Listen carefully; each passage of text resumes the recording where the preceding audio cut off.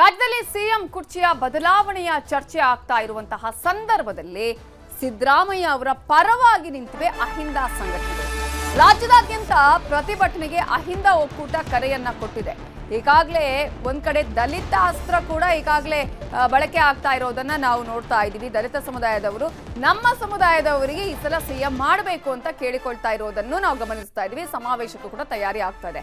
ಮತ್ತೊಂದು ಕಡೆ ಸಿದ್ದರಾಮಯ್ಯ ಅವರ ಪರವಾಗಿ ನಿಂತಿದ್ದಾರೆ ಅಹಿಂದ ಸಂಘಟನೆಗಳು.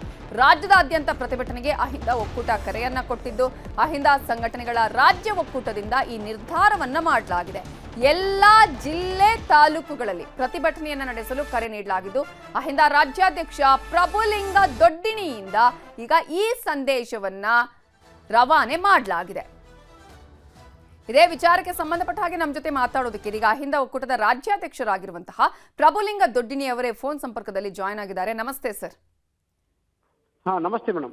ಈಗಾಗಲೇ ರಾಜ್ಯದಲ್ಲಿ ಆಗ್ತಾ ಇರುವಂತಹ ಬೆಳವಣಿಗೆಗಳನ್ನ ನೀವು ಗಮನಿಸ್ತಾ ಇದ್ದೀರಿ. ಜೊತೆಗೆ ಈಗಾಗಲೇ ಒಂದು ರೀತಿಯಲ್ಲಿ ಪವರ್ ಶೇರಿಂಗ್ ವಿಚಾರ ದೊಡ್ಡ ಮಟ್ಟದಲ್ಲಿ ಚರ್ಚೆ ಆಗ್ತಾ ಇರುವ ಸಂದರ್ಭದಲ್ಲಿ ನಿಮ್ಮ ನಡೆ ಏನು ಸರ್? ಯಾವ ರೀತಿಯಾಗಿ ಸಿದ್ದರಾಮಯ್ಯ ಅವರ ಪರವಾಗಿ ನಿಲ್ಲುವಂತಹ ಪ್ರಯತ್ನಗಳನ್ನ ಅಥವಾ ನಿರ್ಧಾರವನ್ನ ಮಾಡಿದಿರಿ? ಮೇಡಮ್, 2023 ಚುನಾವಣೆಯಲ್ಲಿ ಮೇಡಮ್ 5 ಮತಗಳಿಂದ ಕಾಂಗ್ರೆಸ್ ಮೇಡಮ್ ಆಯ್ಕೆ ಆಗಿದ್ದು. ಅದಕ್ಕೆ ಸಿದ್ದರಾಮಯ್ಯ ಸಾಹೇಬರು 2028 ಅವರೇ ಮುಖ್ಯಮಂತ್ರಿ ಮುಂದುವರಿಸಬೇಕಂತ ನಮ್ಮ ಬೇಡಿಕೆ ಇದೆ ಮೇಡಮ್.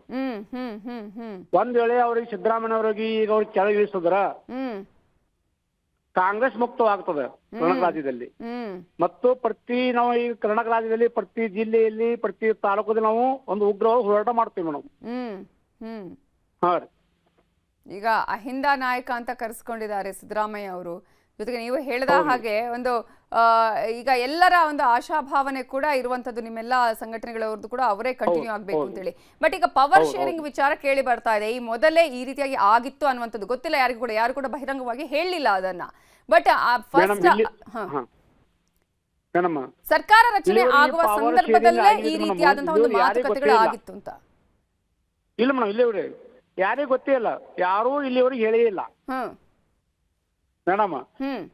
ನಮ್ಮ ಮುಖ್ಯಮಂತ್ರಿ ಶ್ರೀ ಸಿದ್ದರಾಮಯ್ಯನವರನ್ನು ಆಯ್ಕೆ ಮಾಡಿದ್ದು 5 ವರ್ಷಕ್ಕಾಗಿ ಮುಖ್ಯಮಂತ್ರಿಯವರು ಆಯ್ಕೆ ಮಾಡಿದ್ದಾರೆ. 2 ವರ್ಷದ ಮೇಡಮ್ ಆತರ ಎಲ್ಲಿ ಹೇಳೇ ಇಲ್ಲ. ಮತ್ತೆ ಈಗ ಅವರು ಸಡನ್ಲಿ ಕೆಳಗಿಳಿಸ್ತೀನಿ ಅಂದ್ರೆ ಮೇಡಮ್ ನಾವು 5 ಹೊರಗಿದೇನಿಲ್ಲ, ನಾವು ಸುಮ್ಮ ಕುಂದ್ರಲ್ಲ, ನಾವು ಈಗೆಲ್ಲ ರೊಚ್ಚಿಗಿದ್ದೀವಿ. ಎಲ್ಲಾ ಜಿಲ್ಲೆಗಳು ನಾವು ಈಗ ಮೇಡಮ್ ದಂಗೆ ಹೇಳ್ತಾ ಇದ್ದೀವಿ. ಉಗ್ರವಾದ ಹೋರಾಟ ಮಾಡ್ಬೇಕು ಪ್ಲಾನ್ ಮಾಡ್ತಾ ಇದೀವಿ ಎಲ್ಲ ಕಡೆ. ಆಲ್ರೆಡಿ ಪ್ಲಾನ್ ಮಾಡಿದೀರಾ? ಪ್ಲಾನ್ ಮಾಡಿದೀವಿ. ಅಂದ್ರೆ ಎಲ್ಲಾ ನೋಡಿ ಬೇಗನೆ ಎಲ್ಲಾ ಕಡೆ ಪತ್ರಿಕಾಗೋಷ್ಠಿ ಮಾಡೋದು, ಪ್ರತಿಭಟನೆ ಮಾಡೋದು ಪ್ರಾರಂಭ ಮಾಡ್ತಾ ಇದ್ದೀವಿ 2 ದಿನದಲ್ಲಿ. ಈಗ ಸಿದ್ದರಾಮಯ್ಯ ಅವರೇ ಹೇಳಿದ್ದಾರೆ, ಇವತ್ತು ಕೂಡ ಒಂದು ಚಿಕ್ಕಬಳ್ಳಾಪುರದ ಕಾರ್ಯಕ್ರಮದಲ್ಲಿ ಹೇಳಿದ್ರು, ಹೈಕಮಾಂಡ್ ಏನ್ ಹೇಳುತ್ತೆ ನಾನು ಅದಕ್ಕೆ ಬದ್ಧನಾಗಿದ್ದೀನಿ ಅನ್ನೋ ವಿಚಾರವನ್ನ ಹೇಳಿದ್ರು. ಅವರೇ ಈಗ ಒಪ್ಪಿಕೊಂಡ್ರೆ ಮೇಡಮ್ ನಮಗ್ ಗೊತ್ತಿದೆ ಸಿದ್ದರಾಮಯ್ಯ ಸಾಹೇಬರನ್ನು 5 ವರ್ಷ ವರ್ಷ ನಮಗೆ ಆತ್ಮವಿಶ್ವಾಸ ಇದೆ. ಅದಕ್ಕೆ ಅವ್ರ ಆಕ್ರಮಣ ಅಂತ ಹೇಳಿದ್ದಾರೆ. ಒಂದ್ ವೇಳೆ ಕೆಳಗಿಳಿಸುವ ವಿಚಾರ ಮಾಡಿದ್ರ ಇಡೀ ರಾಜ್ಯದೊಳಗ 5ವರೆಗೂ ನಾವು ಹೋರಾಟ ಮಾಡೋಕೆ ಪ್ಲಾನ್ ಮಾಡ್ತಾ ಇದ್ದೀವಿ. ಓಕೆ, ಧನ್ಯವಾದಗಳು ಪ್ರಭುಲಿಂಗ ದೊಡ್ಡಿನಿ ಅವರೇ ನ್ಯೂಸ್ 18 ಜೊತೆ ಮಾತನಾಡಿದಕ್ಕಾಗಿ.